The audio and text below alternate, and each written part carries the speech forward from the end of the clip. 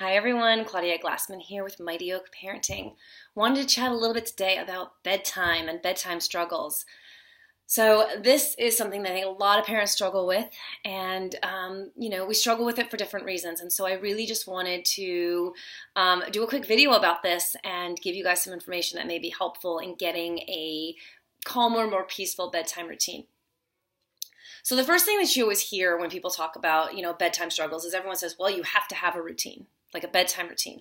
And that is really important. We want to cue our children that this is kind of the process and bedtime's happening, so it becomes a predictable part of their day. And so routine's really helpful. But now if you're one of those parents that has a great bedtime routine and you're still struggling, that's okay too, because the bedtime routine is not this magical cure that, fixes all the challenges around bedtime and has your child go to sleep. And I'll get into a couple things in just a minute about, what other things we might want to consider in regards to bedtime. But establishing a good routine is really helpful, bath time, story time, whatever that looks like for you in your house. I know parents that have a very short bedtime routine, 10, 15 minutes. And I think the stage is set before that, but the actual, stories and all that is short. And then I know families that have really long bedtime routines because both parents work out of the home. And so in the hustle and bustle of life, that bedtime routine is really the time where they get to connect with their children during the week. And so they've extended that a little bit. So really, there's no hard, steadfast rule about it, just whatever works for you. But ideally, you want to create a calmer environment, right? Kind of set the stage for relaxing and unwinding and connecting so your child can then go, off to sleep and be calm and feel safe and comfortable. So now, like I said, if you're still struggling with it, I want you to consider a couple of other things. So one of those things I want you to consider is, what is the energy you're bringing into bedtime? So if you're anything like me, I sometimes struggle with having this list of things I want to do or have to do once my kids are asleep, right? I kind of wait for that. They're almost asleep, and then I can get all this done. I can get some work done. I can shoot a video. I can do all these things, right? And so sometimes I go into bedtime trying to rush through it to get to the things I have to do. Now, when I do that, or when we do that in general, we're bringing kind of like an anxious energy to bedtime. And so how are we expecting our children to unwind and feel at peace and calm and ready for sleep when we're just a little bit revved up? Right? So I really want everyone to kind of think about, what kind of energy are you bringing to bedtime? Is it something you're dreading? Do you move towards bedtime with this apprehension or dread because maybe it is a battle every night? And if that's the case, really find a way to just take it for what it is right now, right? And enjoy this connection you have with your child, and to be very in the moment so that our energy is calm, and our children can feed off of that calm energy, and then we can set the stage for sleep and, a calm evening ahead. So thinking about your energy is important. The next thing I want you to think about is, what does your child need? So some kids do actually benefit from burning off a little bit of extra energy before bed. And others need a lot of, quiet, non-stimulating time to kind of unwind. So in my house, I have one child that can run around and roughhouse and play and be up here. I mean, really, she's jumping on beds and, she's just really high energy before bed. But you can read a story, turn on the music, she lays down and goes to sleep like that. Okay. But she kind of needs to get out that extra energy so that her body can rest. My other child does not do well with that, and she needs a long time of calm, quiet activity and quiet environment for her to be able to fall asleep. So trying to figure out which one your child is will be helpful. If you're like me and you have two and it's a mixed bag, right? So I've got one that revs up and one that needs a lot of quiet. It does present a challenge because we all live in one house and we feed off each other's energies. So you can try separating them if that works. Have one kind of rev up over here and one have peace and quiet over here.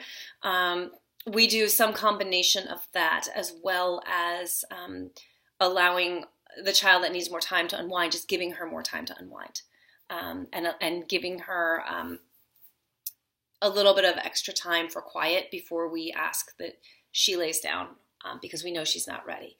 And so you can do some combination of that. The third challenge that typically comes up with bedtime are power struggles.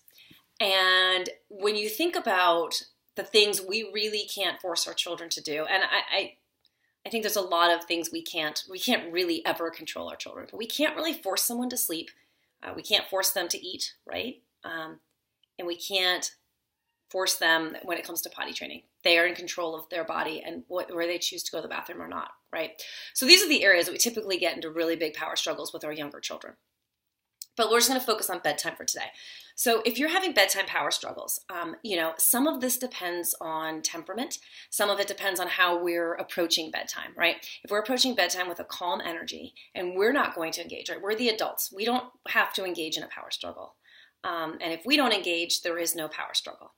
And so oftentimes these power struggles look like, I'm not tired, I'm not going to bed, I'm not going to lay down, I won't sleep. And so my suggestion to parents that are struggling with this, and I've had to do this with my own child. I have one child, like I said, who goes to sleep very easily and one who resists a little bit. And so I've said, okay, you don't have to sleep. You can choose to, read your books, play with your animals, whatever you want to do in your room. It's bedroom time. It's time for quiet, but you don't have to sleep. You can choose what you want to do in there. But you need to stay in here. So what I've done is I have not engaged in that power struggle of I'm not going to sleep. Yes, you are. No, you're not. I can't make her. That is true. I can't even make her lay down because if she wants to sit up in bed, she can sit up, right? There's all these things that she can do to kind of push those buttons on me. So I've said, fine. You don't have to sleep, but you need to stay in your room. So that's the limit I set for her. So you don't have to go to bed right now. But you have to sleep. And part of why I even set that limit is because her sister's asleep and she might be disruptive to her sister. Your dad and it's our time to unwind and get ready for our own sleeping, right? And so it's time for the house to be quiet. So you can choose what you want to do in there, but you need to stay in your room and you need to do quiet time. So does she stay in there? Sometimes. And sometimes she comes out. But typically what ends up happening is she'll be in there for about 20 minutes and then she'll come out. And then she'll say, Mommy, tell me a story. And that's the cue of I'm now ready. So what she's done is she's played, she's read books. Sometimes she's laying in bed reading books. Sometimes she's refusing to even get near her bed, right? Sometimes she's reading books in there and falls asleep. And by the time I go in, she's sound asleep. And then sometimes she comes out and gets me. But when she cues me, says, I want a story, that's her cue of like, now I'm tired and I'm ready to lay down. And so the way I've conceptualized this is that she needs that extra time of quiet, of one-on-one playtime, of playing with their stuffed animals, looking at her books, whatever she's doing in there, right? To kind of get to that place where she's ready to rest. And so what's happened for me is that there's no fight about it anymore. I've understood that this is her process. And there's not going to be a power struggle about it. Now, does part of me as the parent thinking, wow, she really needs to get good sleep and I hope she doesn't play too long because, we've got school in the morning and all these things do cross my mind. But if I were to fight with her and demand that she goes to bed and get in an argument with her and, tempers are escalating and we're agitated and we're not very happy. First of all, it's a really awful way to end the night. Nobody wants to go to bed like that, right? And second of all, it doesn't speed up the process because she can argue with me for another 45 minutes, right? And we can engage in this back and forth for as long as she's willing and as long as I'm willing. And so by not even engaging in that and just setting a limit, but giving her freedom to choose, we've really discontinued that power struggle. The other thing I want you to keep in mind as well is if your child's having a lot of power struggles, where are some areas in their day that you can give them more power and choice so that when you have moments where you have to draw a limit, they're a little more willing to accept it because they feel like they can exercise power and control elsewhere. Now, I'm just putting that out there because depending on your child's temperament, all those things kind of play a role. I know for my youngest who likes to resist bedtime, she has a lot of choices in the day. But will still resist bed at times and still isn't ready. And again, what I've discovered is it's not really I don't want to sleep, it's that I'm not ready. So really trying to figure out what the need is behind your child's maybe resistance or fighting. Maybe they're afraid. Have you created, is there bedtime anxiety? Maybe not that you've created, but is there anxiety about bedtime? Young children are afraid of the dark. Do they need a nightlight? Do they need their door open? Do they need you sitting by their door just until they fall asleep, right? Do they need your presence? Do they not want to go to sleep because they miss you? All of these things go into a little child's mind, right?